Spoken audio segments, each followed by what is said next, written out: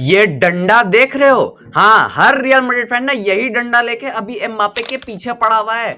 वो लोग सोच रहे हैं भाई अच्छा वाला हमारा क्लब चल रहा था, यूसीएल जीत रहे थे, ला लीगा जीत रहे थे, इस सुनहरे से दिखने वाले पौधों ने आके हमारा क्लब खराब कर दिया।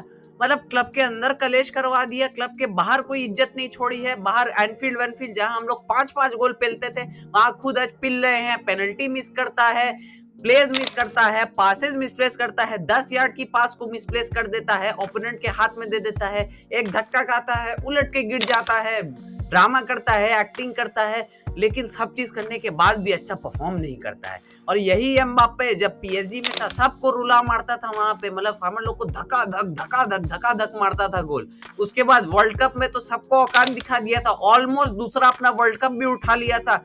और यहाँ पे आके देखो कितना गंदा चूना लगाया है रियल मैड्रिड फैंस को। तो यार आज हम लोग बात करेंगे किलियन एम्बाप्पे एक्सपोज्ड के ऊपर कि सच्चाई क्या है यहाँ पे एम्बाप्पे का।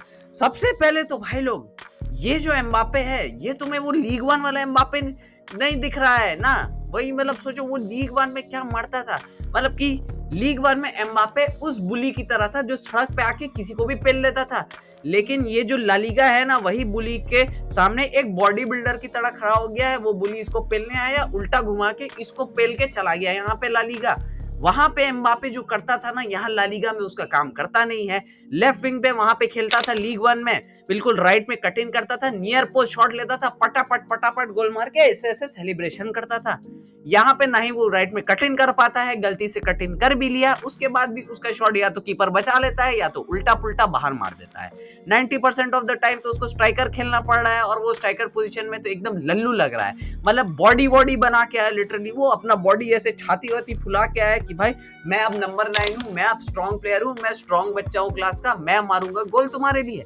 लेकिन वो भी नहीं कर पा रहा है एम्बाप्पे, ना ही नंबर 9 खेल पा रहा है। और कल जब देखो लिवरपूल के अगेंस्ट इनका इतना खतरनाक गेम था, उसमें भी जब उसको लेफ्ट विंग खेलने का मौका मिला, जब विनीशियस जूनियर नहीं था, उसका सबसे बड़ा राइवल विनीशियस जूनियर नहीं था, फिर भी कितना गंदा हगा इसने। तो ना ही लेफ्ट विंग खेल पा रहे हो, ना ही स्ट्राइकर खेल पा रहे हो, तुम कर क्या रहे हो भैया एम्बाप्पे? यार तुमसे कितनी खतरनाक एक्सपेक्टेशंस थी यहाँ पे।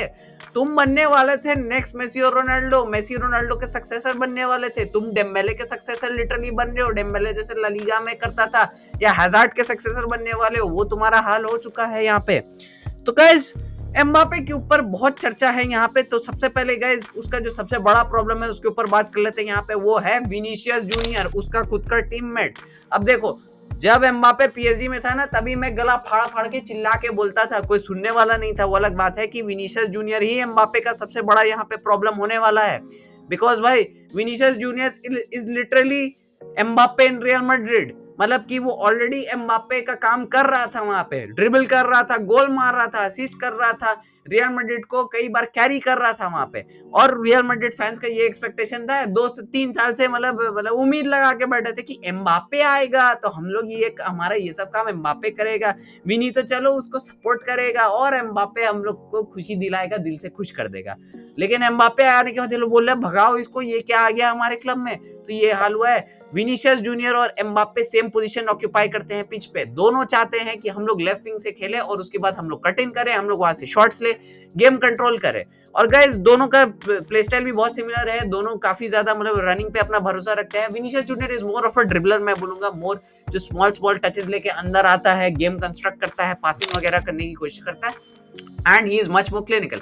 एम्बाप्पे का क्या है, वो लॉन्ग स्ट्रेच देता है, वो भागने में ज्यादा फोकस रखता है, और उसके बाद वो जब स्पेसेस खुलती है तो वहां से वो अटैक करने का कोशिश करता है।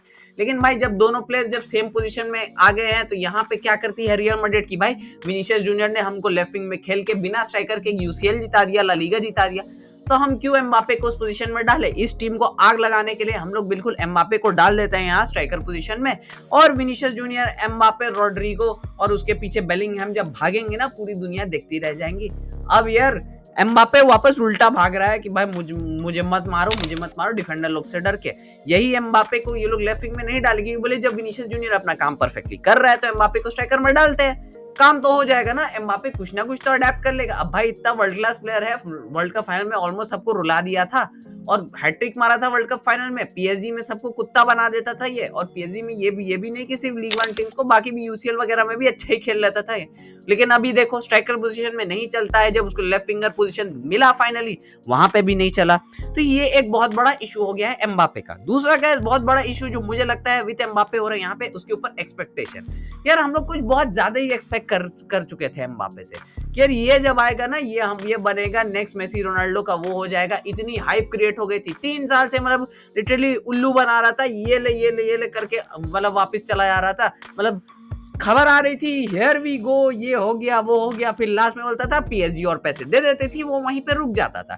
लिटरली फ्रांस का प्रेसिडेंट उसको फोन करके बोलता था यो माय नीगा प्लीज स्टे, मतलब मैं तुम्हें 500 मिलियन 600 मिलियन जितने मिलियन मांगोगे मैं तुम्हें दूंगा, घर पे दावत करूंगा तुम्हारे लिए, तुम रुक जाओ यार, तुम फ्रांस के प्रेसिडेंट बन जाओ, तुम पीएसजी को बन जाओ।